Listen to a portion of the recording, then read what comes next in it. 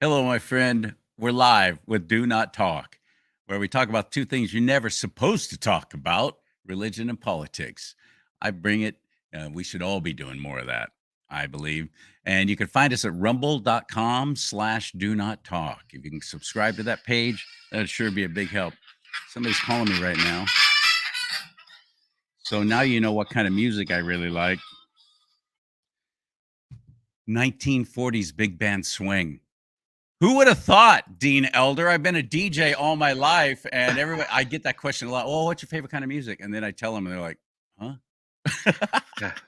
They're thinking I'm going to say rock, country, whatever, anything but top 40 big band swing. Yep, it's my favorite. Well, I This I is, grew go I ahead. grew up playing a trumpet. I was into big band. I was a lead trumpet player. Remember we talked about that last We time we got talked together about with that. I Vindod. played the horn as well for many, many Yeah. years professionally for a little bit out of Oh, college. wow. And then I quickly discovered I don't really like musicians. That's why I quit.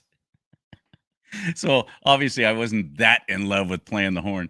Otherwise I would have kept doing it. But Dean Edler, I want you to meet him.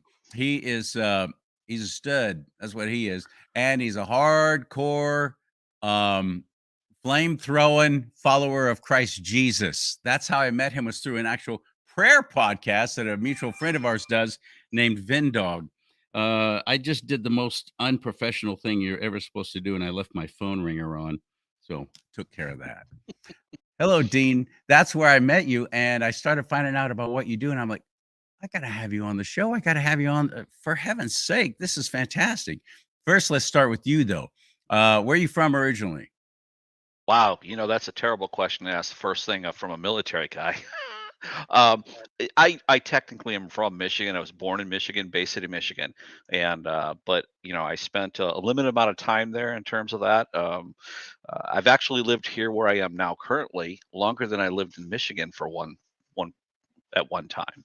But yeah, that's where I'm from originally. So your folks were in the military. Your dad? My dad was in the Air Force. Did a couple tours in Nam, and we lived out in the Merced area, Sacramento, south of Sacramento. Yep. Yep. Well, Yeah. my dad was Air Force as well, and I'm in the Sacramento area now, live at the Mag 7 Ranch. Well, So I can relate. I didn't know you spent any time out here. You're in no. Alabama now. Yeah, I'm in Alabama now. We moved here after I got medically retired. So So yeah. you left California and actually moved to the United States of America. Congratulations. Yeah. What did you do in the service? I did a couple of different things. When I was enlisted, I was a 27 Echo, and back up just a little bit from that. My first couple of years in the military were out in San Diego. I was in the Navy, and I got stationed in San Diego after boot camp there, and was on Nice tier place to number be two. stationed. Oh, I loved it. I'm not sure I could Awesome. go back these days, but I No, loved it no, back no. then, Back especially a then, it young was guy. awesome. You Forget know, LA. San Diego was it, man. yeah, I So lived it. you're Navy on board? I was on the USS Fanning 1076, a fast frigate, pretty much a cork bopping around in the ocean. So, did a little That time on that. sounds cool. So how much time did you do actually swabbing the deck? 2 years, Okay. not a lot, And not a then lot. what? Then what? Well, I got out for a while and got my act together. Met my wife, got married. Got a degree in electronic engineering. I was a sonar technician in the Navy and went through the electronics school as well. So I didn't spend a ton of time on the ship, but um, and then I went into the Army National Guard as a 27 Echo enlisted, Hooah. and and then I went through OCS, and That's for anyone that doesn't know, officer candidate school. yeah, I became the And black sheep of the family. yeah, Yes. and that's when you got to be the everybody making fun of the lieutenant. Mm, yeah, which was interesting because I'm not the kind of guy that gets lost anywhere, but so that was funny to let people have those jokes being made. uh Um, but when you uh, got out, what rank had you attained? well, I went when I got commissioned, I was in the ordnance branch, maintenance, and until my last couple of years, I spent most of that time. I did 2 tours in Iraq as a maintenance officer, and I was a company commander in Iraq the second time. And then when I went to Afghanistan the third time, just prior to going to that, I finally had the opportunity to go to airborne school. So I went to airborne school, and then I went to my I forget what they call it now. I can't think off the top of my head with that one. But it's like you have a career option. You can stay in your regular field or you can go to a specialty. I went to a specialty. I became an information operations officer, which has not got anything to do with computers, although it sounds like it does. It used to, but and it's kind of like the old hearts and minds in the Vietnam era, except it wasn't special forces in Afghanistan, and it wasn't anything. It wasn't anything like that. It was just, but it was about trying to get the locals on your side, winning their hearts and minds in a sense, and working with them. But so I did that. I was in the brigade, the 173rd, in Afghanistan, and I was deployed there. Yeah, in to Jalalabad, Afghanistan. So Wow, you brother. you may have heard of a couple little. Uh, we've had Sebastian Younger did a thing on Restrepo and the Kunar Valley. There's a big deal there. We had, I think it was like 6 guys. 6 guys came out with silver stars. The seventh one, I think, was the guy that got upgraded to Medal of Honor. So it was a pretty tough year in a lot of ways for people in the 173rd. Did you come home directly after that? I mean, did you get out after that? Um, it was within 6 months or so. I ended Okay. up having a bad jump. I like to tell people I jumped out of a perfectly good airplane and landed on my head, and that was kind of the final straw, and the camel's Mhm. back kind of thing. And had some issues with that, so they medically retired me, and that was official. March of 2010 was my official retirement date. My, coming from a military, background family-wise, I could not serve because of physical limitations. I was 4F, and I tried more than Mm-hmm. once, more than one branch, even the Coast Guard, Mm, sad to say. But, once I found out about the State Guard, I, literally enlisted the next day. ah, So, I awesome. served with the Army, HUA, Mhm. in the California State Guard with the California Military Department. And what we do is we work with you guys in the National Right, Guard. When you get deployed, God forbid, we take your spot. We become the protection, the military protection for the entire state. That's right, how the state guards work. right. So, we're, I think title 32 and you're title 10. Yeah, But, yeah. and then that has to do with pay structure, basically. Right, But, right. you retired did you retire a major? I did retire a major, yeah, I had actually got promoted while That's I why was in I asked. I Afghanistan. wanted to because I I'm wanted you to sorry, say that. That's I'm sorry. impressive. That's I impressive. forget. Well, I mean, thank you, I appreciate your kind words, I won't say anything more about that. It's just I made major, I was happy that I made major. Like I said, I got promoted when I was downrange, and so that was cool. I'd hope I was gonna stick around for a few more years, but as it turned out, that didn't work out, so. Your wife at the and you're married now. You were married at the time and still, Mhm. thank God. Yep, You've been married yep. since 1989. Congratulations.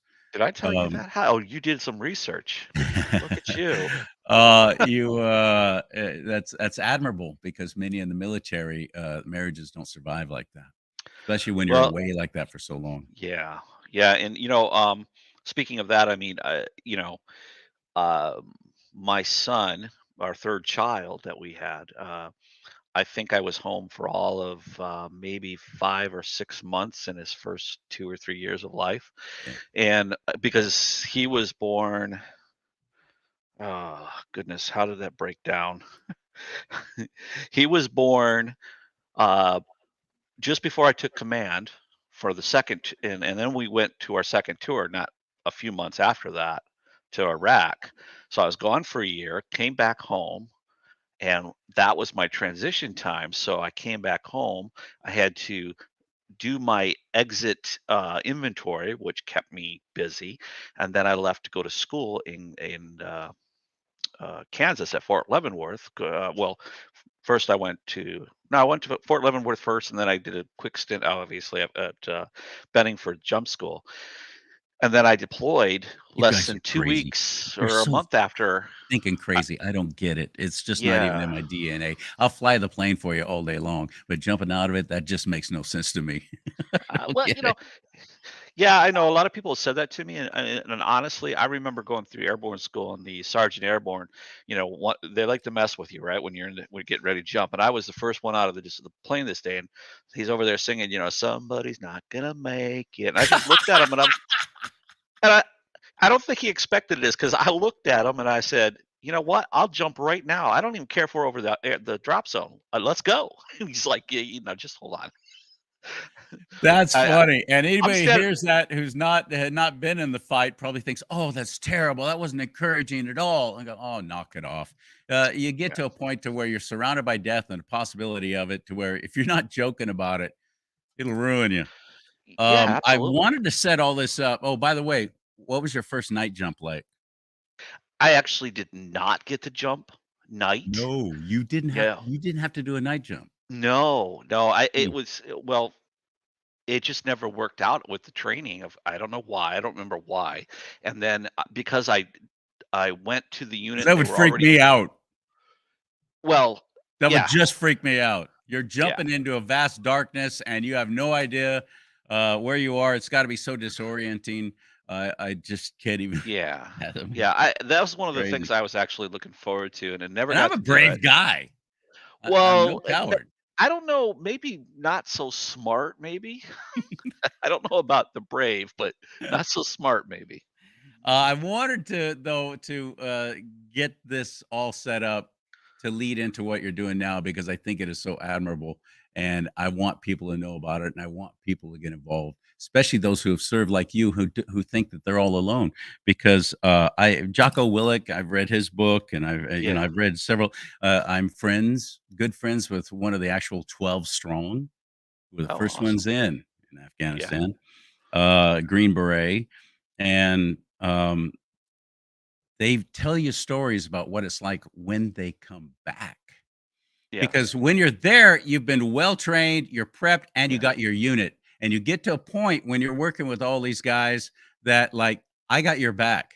I'm seriously Mhm. willing to give my life to protect your life. That's how you have to get to form a cohesive unit like that. Yeah, And when right. you come back to the civilian world, most people have no clue, and they don't have that kind of loyalty, and they don't have that kind of where you can even trust whether you can trust Yeah. that they are what they say they are, and you've gotta feel so lost when you come back from that. Yeah, well, my experience is quite different than, those guys, those kind of operators and so forth. I didn't have uh I wasn't in a position where I was out walking a line or a patrol, out on, I've been out to the FOBs or whatever and traveled across Iraq and Afghanistan a little bit. But I don't want anybody to think that I'm comparing myself to any of those guys that are out there, walking the line or out on patrol. Um, you know, um, I was in a unit, my second tour in Iraq, where I literally got told by my battalion commander that there was no way, shape, or form that I was going to be able to go off post because I wanted to go out and ride with the. We had uh, an air unit that were looking for people to train as gunners to go out on missions occasionally, and they would take volunteers from different areas. And he's like, "There's no way I'm going to write home to your wife telling her that I let you go out on this thing." And it was that was the environment I was in at that time, which was really really frustrating. But that's a whole nother. I don't well, it's, again, hard to understand, but when But you've been trained for a certain scenario, and regardless of even if you're a unit that's behind the desk, you still yeah, have to have the same training as everyone else because you never know to a if certain you're extent, gonna get yeah. called up. The Um, the the but the thing is that, regardless of all the things that I seen or happened to me, I want people to understand that I know that there are people out there that had it much more difficult than I did. And it had an extreme effect on me, not only physically but also mentally. And one of the things that I remember most vividly is coming out of the appointments when I was going through the medical processing thing, especially with the psych doctors. Okay, so yeah, I saw a psych doctor. 50% PTSD kind of rating. I had 70% just for the TBI alone, and then a bunch of other physical problems. Explain what TDI is.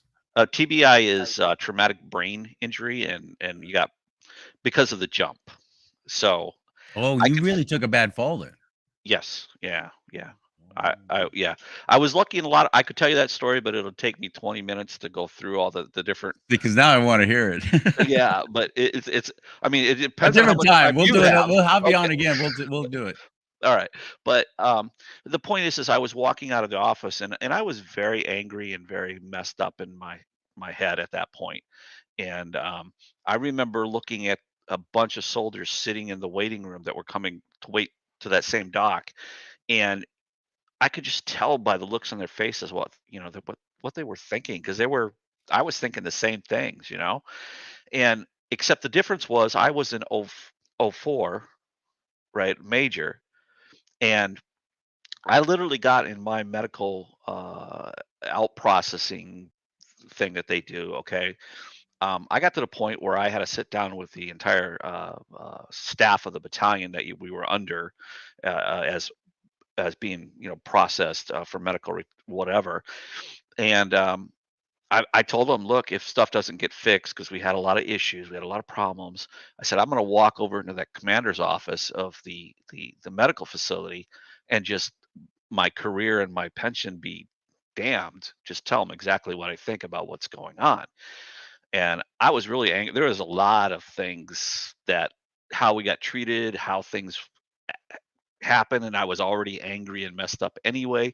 And so I'm looking at these kids and I'm going, I can say something, but these E4s, they're just going to get told to shut up and sit down. I know that because I was an E4 and I got told to shut up and sit down before. Okay. So when you're in that position, you're looking at these guys and it's just like, that just stuck with me. And, I mean, there are a lot of reasons why I'm trying to do what I do now, but that's one of the things that always sticks in my head is that there are people out there that don't know what to do. They don't know who to go to. Um, People don't want to listen to them. They don't want to take the time. They don't want to treat them like they're a person. It's a number with the VA. I know there are Yeah. great people in the VA, but What year my was this, by the way? What year was this? that was Yes, there are, ain't it? 2009, Oh, 2009, okay. 2010. Okay, that was Obama. Yeah. Oh yeah. I saw the Kenyan walk on our in the The 173rd Kenyan. walk on. You saw Bathhouse Barry? Bathhouse Barry Yes. Obama was Yes. walking across He and he was on our in Jalalabad to visit our staff, and I was on the staff in a primary slot. I was supposed to be in with the briefing. Well, I saw him and I turned around the other way and went for a walk. I never went to that briefing because I knew that if I was asked a question, I was going to say something you're gonna pop that off. I was going to pop off and say something they didn't want to hear. So Yeah, I went the other way. And I my think first that's smart. impression of seeing the guy was there's a problem there.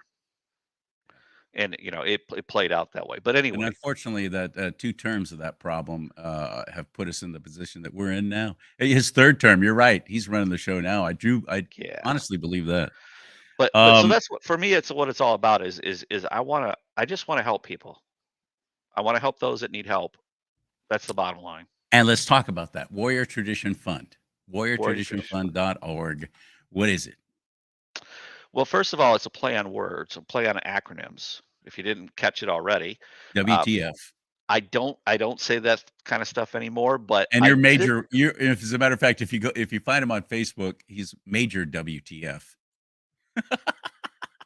Yeah, I've stopped using that as much. I use major repentance in other areas. Okay. That that that particular page, Facebook, the wonderful people at Facebook would not let me change it I because I see. might mislead somebody as to who I was. It's Right. not my primary page, it's a secondary page. I don't know. But anyway, yes, I did it because military folks first responders, et cetera, they get it, right?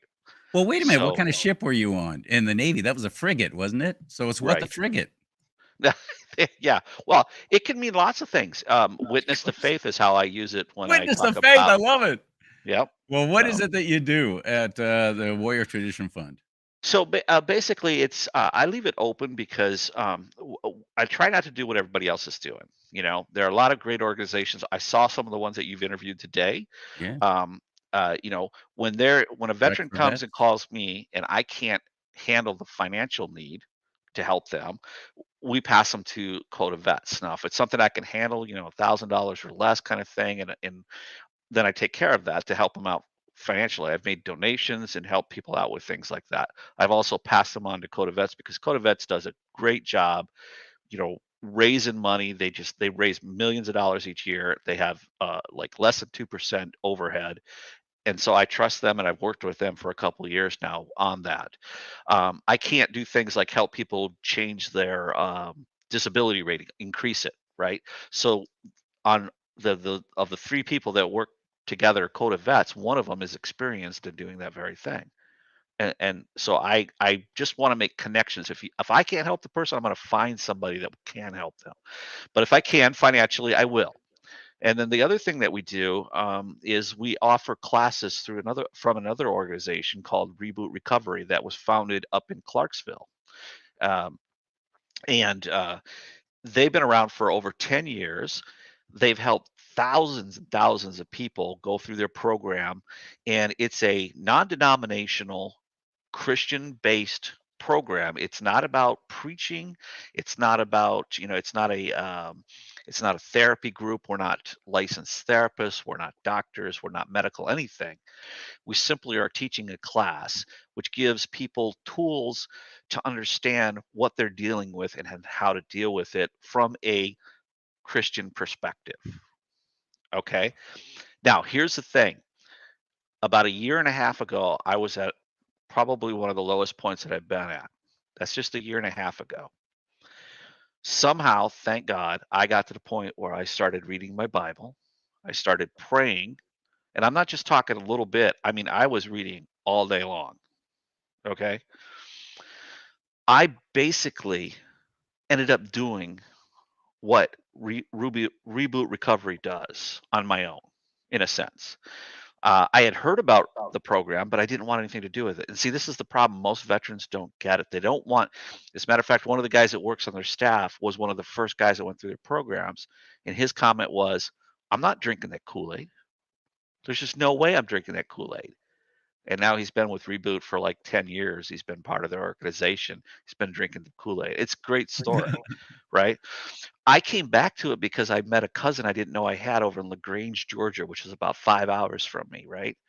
And she's a veteran, Air Force veteran. She was a boom operator on a KC 135 tanker, and Wow, she started doing the reboot pretty classes. specialized. Yeah, and she started doing it, and she was telling me about it when we met up at my brother's house. He lives up in Montgomery, and and so I checked it back out, right? And I looked at the program and I went, "This is after my going back to the Bible and back to praying and learning and really internalizing the message." I saw this program and I went, "Oh my goodness, this is exactly what I've been looking for to provide for other people because it it does everything that I went through, but it does it in a way. It's over the courses are over 12 weeks. They're one day a week for an hour and a half. We provide uh, the materials for the class, a T-shirt, upon graduation. We feed them every week, um, and we even, if necessary, we can provide childcare, right? And it's an awesome program because it touches people in different ways. Uh, the class that we had last year, we had a 70-year-old man tell us nobody's ever taken the time to listen to what I have to say and understand it and encourage me. And he was crying in our class. He broke down on the first week. And this guy's got stories that you talk. It wasn't an operator either, but he's got stories where he was in, different places around the world just because of how where he was assigned in his role.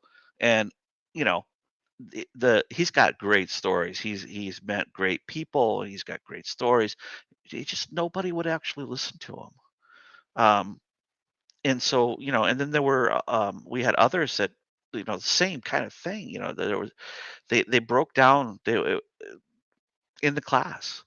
Um, and it takes you, it walks you through those, because you go, Charlie, when you break a leg, right? What do? You go to the hospital and they fix your leg. If you need pain meds, they give you pain meds, right? But where do you go to figure out how to deal with the sew wounds? You can get lucky and stumble into it like I did. But even though I stumbled into it, I still got work to do, right? So where does the average person go? They go to a church. You're muted. Thank you. You hear that? You hear this a lot. They fall through the cracks. Fall They through the fall cracks, through the cracks. And and we every see them person that I've landing on sidewalks. Actually, is where many of them are. yeah, and our homeless population has increased. I've done this on my shows. I've talked about this year over year. It's 12% for veterans. Suicide rate, by the way, everybody out there, the suicide rate for veterans is not 22 a day. I've actually showed articles on my show from the VA that says it's around 34% or 34 number up a day. And I actually have data that shows that it's 44, closer to 44. It depends on how people are putting that data together and explaining it to everybody. You know, um, it's just, and it's people falling through the cracks. And people Code people of, don't understand. People not only do they not understand, but they really don't want to. Uh, you know, I hear a lot of lip mm, service about the military. I support our veterans. I In what went way? Do you really? every What year way? down here. We have a canal, a waterway, that goes, and so there's a canal and that all the barges and stuff go down, and in that canal every year they have a Christmas parade of boats with lights and whatever designs. It's kind of cool, right? It is So the cool. one year we went to it, one guy that knew our family, I didn't really know him. I don't even remember who it is, to be honest with you, but I just remember the situation. I'm sitting there, and the guy asks me about, what I did and stuff, and I told him I was in the military, I'm retired, and all that. And he's thanks me for my service, and then, I started talking about, you know, what happened and why I'm, medically retired, and it was like the guy just shut off. He didn't want to hear that. And that's the kind of thing that I've seen from lots of people, is that they just kind of, it's that social uh obligation to ask you how you're doing, kind of thing, right? But you Mhm. never really want to hear what somebody's got to say. Right. A- And I mean, I get that, but at the same time, that's a problem because we're not really actually taking the time to help people, to listen to what's I've been on the phone, Charlie, with people for 2.5, 3 hours, mostly listening, saying very little. For people that are literally crying on the other end of the phone, and I don't know what to do to help them. No.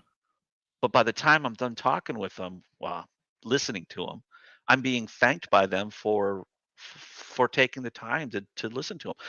It it's not a hard thing. We're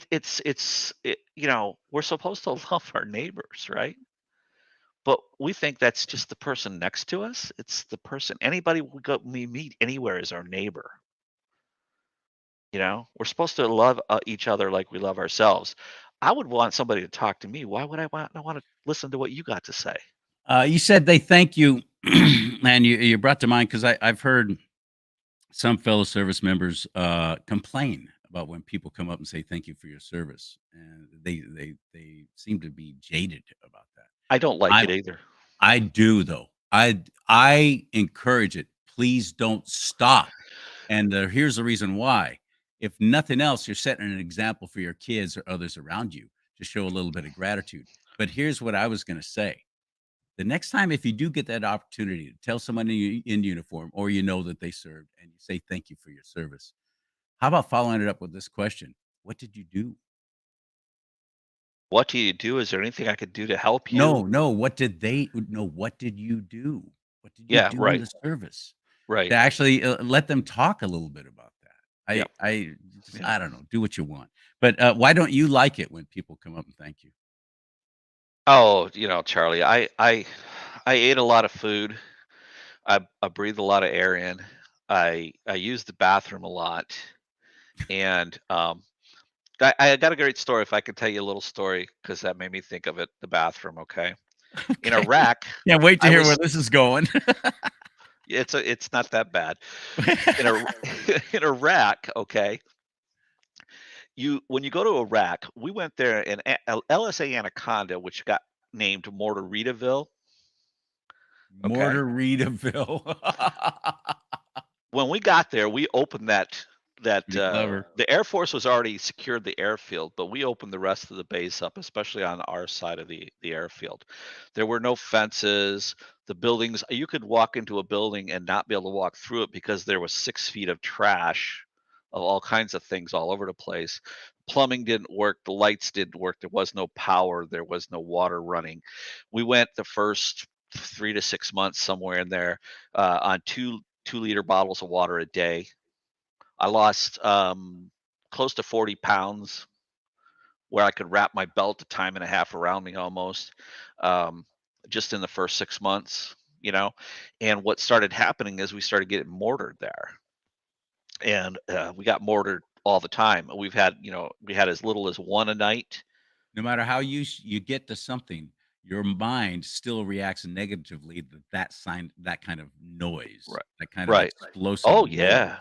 Oh yeah. Even if you don't Most. jump anymore, in your mind, your Yeah. subconscious, what the Yep. that's gotta Yep. be wear on you.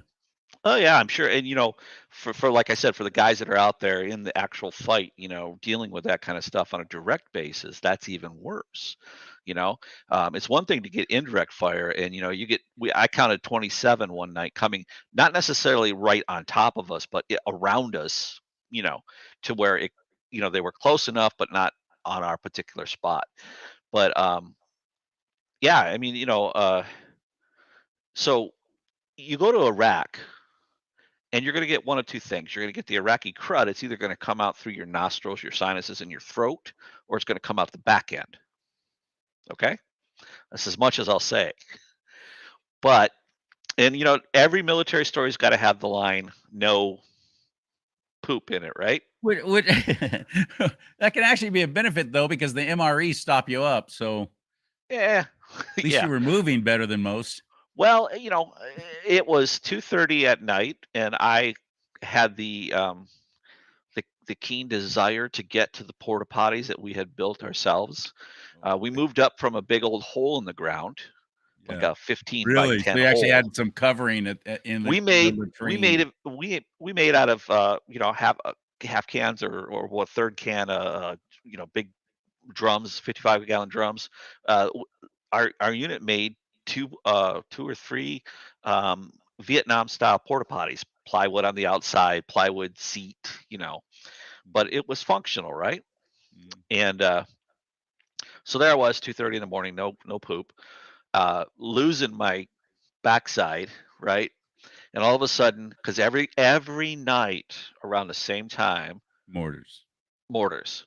Okay, so there I was, and the first thought that crossed my mind was, What I'm a gonna crappy way to die go. on the shitter in Iraq.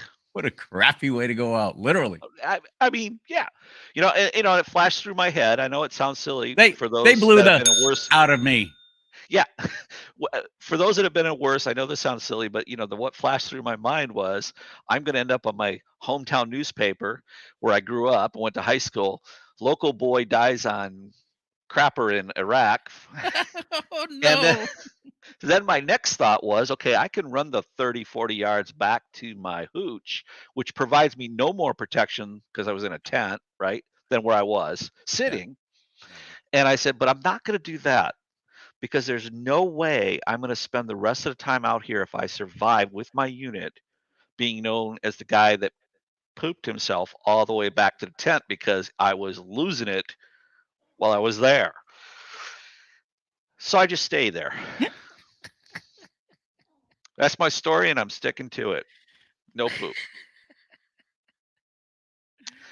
Holy cow, that is a crappy story.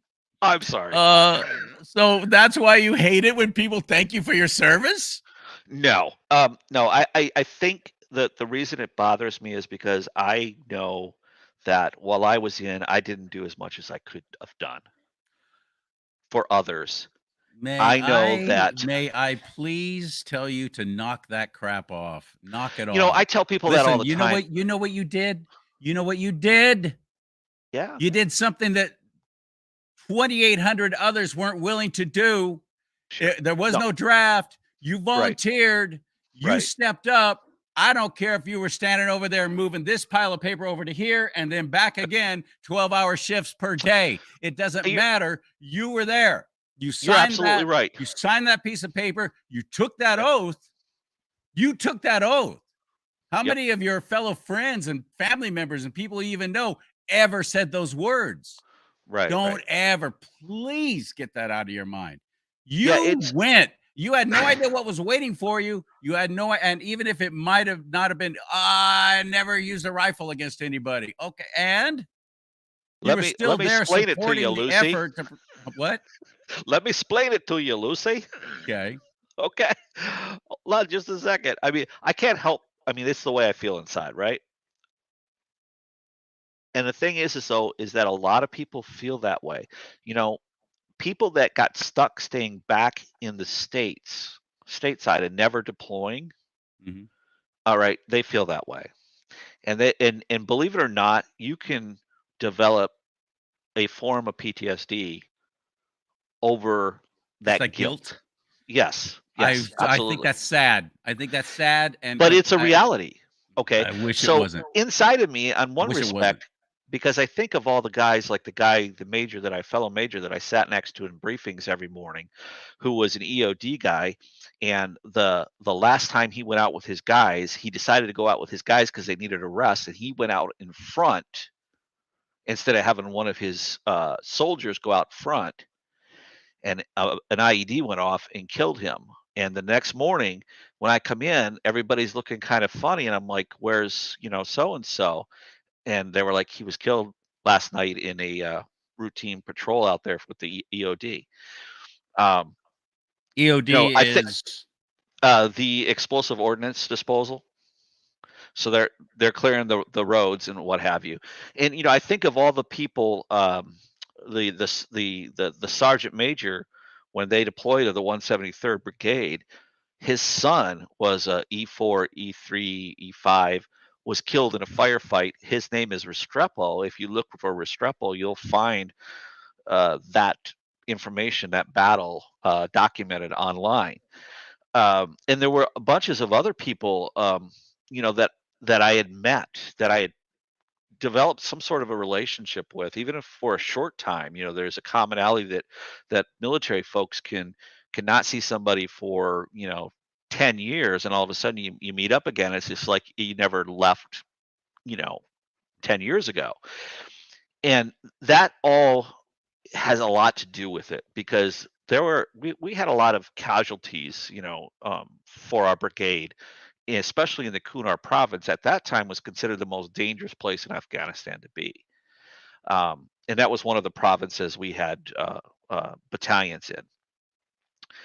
But there was a lot of that people suffered directly, and there I'm sitting back in the brigade, in a, yes, it was a plywood, kind of shack in a safe location, but you think about those things, whether you like it or not, those things bother you.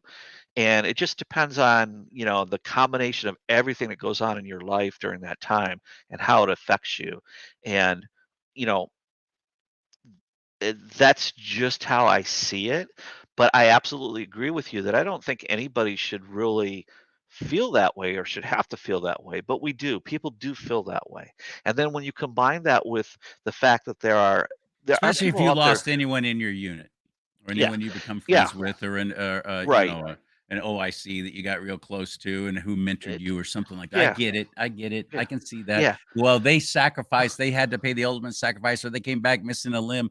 And look at me. I'm all perfectly healthy. Oh, yeah, Yeah. what? Come So, on. honestly, look, a lot of guys that, like I said, that were out there on the patrols that got in those firefights from different, all kinds of units, right? They're going to look back at me saying something like that, and think they're going to have their opinions, well, which could possibly be negative, and I understand that. But the truth of the matter is that there are all levels of that effect on people. Like I said, all the way back to those that never got the chance to deploy just because they were in a place where their unit wasn't called into the rotation.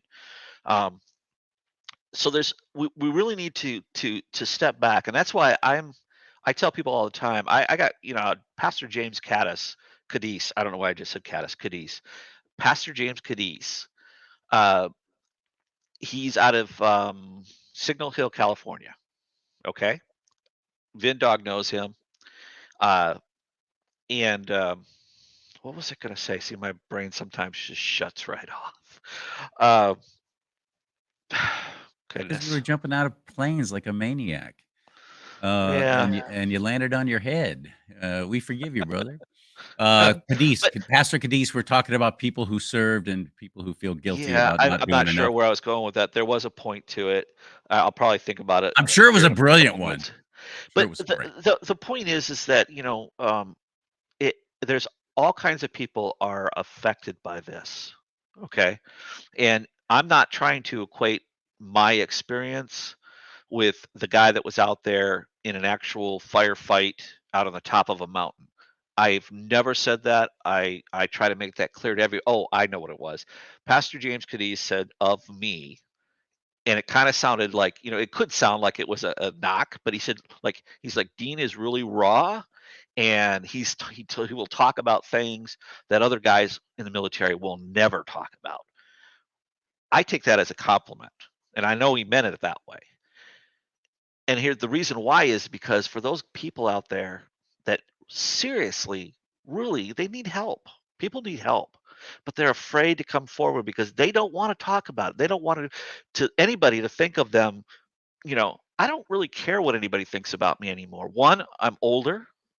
Two, the only person concerned about what they think about me is Jesus. There That's you it. go. Amen. Nobody And else. you mentioned So too something that a lot of people would never say, and that is that you actually had to get some psych eval going on. You yeah, had I to, mean it's the way it is. yeah. Look, How many others would ever admit that though? Because we're most afraid won't. that people will think, oh, well, you're one of those crazy people. You're going to be grabbing a rifle. You're going to be on a tower somewhere taking out people at a Yeah, shopping mall. which is Um, completely wrong. People with it is PTSD wrong. are not they do not go out and do things like that if they ever do because they have PTSD. If they do that, they were already predisposed to that kind of thing or potentially Yeah. before the PTSD. PTSD does not cause them or doesn't cause that desire to go do that. It's something that was within them already that just wasn't identified that they covered up. It all is all based in fear. I mean, when you boil down Yes. to it, it's all based in Yeah. fear. And what does the Bible tell us Do 365 not times? fear. Do So, not fear. see, Dean has something that a lot of these other guys have not. He said he would spend an entire day just reading God's word. This Yeah. is going to change you. This is regardless of what how you've been afflicted, what has happened to you, what you've experienced or not experienced. God's word will change you. His Holy Spirit, if you reach out to him, you knock, he will answer. You seek, you will find. But you got to make that effort. You got to take that step. And when I hear these songs on Christian radio about, oh, God's running after me, he's seeking me all the time. He's like a deer panting for water, wanting me. That's not how David wrote things. I'm the deer panting for Yeah. water. That's how I desire you. I am looking for you. I'm running for you. I'm seeking you. That's what we need. That's how we approach our creator. And And I'm that's so sorry true if you're right thinking, well, there. that's not the Jesus of love that my pastor told me in my Oh, big no, it mega is. church with a nice great band and the fog machine and the laser light show. Sit down for a while. The adults are talking. Yeah, Okay. yeah, yeah. Just You're start not reading there. God's word. Pick it up with the book of John. Let's start there. Anywhere. That's the Yeah. best of all 4 gospels. Read the book of John, and you seek, you will find. And I pray Yeah. that And for that's everyone who's going through what you're talking about or outside as a civilian. yeah. Just seek the Lord. And Now that's now really more than ever. that's yeah, then that's where I've morphed into is not only do I still have that concern for my fellow brothers and sisters, okay? That it's morphed into not only do I want to help them through whatever they're dealing with on the mental or physical side of it, or the financial side or the educational side or what have you, but is then to show them in the process that really all this is comes down to your accepting Jesus into your life and your relationship that you have with the creator Yeah. of everything. Amen. Okay. That makes all the difference. You Absolutely. know, I was just talking to my wife an hour, less than an hour before we got on here, and we were talking about that, and she mentioned that fact that, I've changed. I don't cuss and swear. I don't want to. I have no desire. I don't want to do it, And that's a result of that coming into my life. And, it's too late when you're dead and gone. It's too late when the rapture happens. Okay? Uh, when you're standing at the judgment, it's too late. There's not going to be any time for you to sit there and go, "But well, wait a second. I've changed my mind. I realize now that I was wrong, that I was just being disobedient, stubborn, and I just wanted to be in the world and be fleshly." Yeah, now is the time. And all you got to do is you got to realize that, you're a sinner and you repent and you believe and then accept Jesus. Ask Jesus to come into your life. It's as simple as that. And then, you know, don't worry about all that other stuff. Just do that. But people are so caught up in, well, I won't be able to live my life the way I want to live it. Ladies and We've gotta do gentlemen, another show, Dean. I'll yeah, tell you, I fought, accepting the Lord kicking and screaming because I was living the best life I'd ever had. I had everything that you were supposed to have, in my business. I was more successful than I'm making more money than I'd ever known in my entire life. That's when I got saved. I yeah, didn't wanna give that up because I was too busy living like a rock star. So yeah. we gotta have this co I gotta have you on again. I wanna have you on Hey, the big show at rumble.com/do not talk. oh, sure, But anytime. right now, though, I gotta let you go. And Okay. thank you so much for spending this time with me. I'm so glad that I met you and I'm becoming friends with you. Yes, You're a same here. very extraordinary gentleman, Major WTF. Where do we? And I encourage anyone who has served or even is currently serving, please reach out warriortraditionfund.org. And if you want to help financially getting involved with helping these people who need some help right now, Yeah, warriortraditionfund.org. I tell people all the time, and real quick, I'll just tell you, I don't care whether you send money to me or you send it to somebody else. Send it to somebody Mm. that's doing the job. I take nothing. I spend a lot of money, and I'm not trying to brag. I'm not trying to say anything, but everything comes out of my pocket. Okay. That's what I do. That's what I want to do. That's what I chose to do. That's my tithing in addition to what we do with the church. You choose what you want to do, but do something. Don't just stand by saying, "Oh yeah, I support the military" on social media. Do something. People need Like I you. said, even the next time you see someone in a uniform, you say, "Thank you for your service." Follow it up with, "What do you do?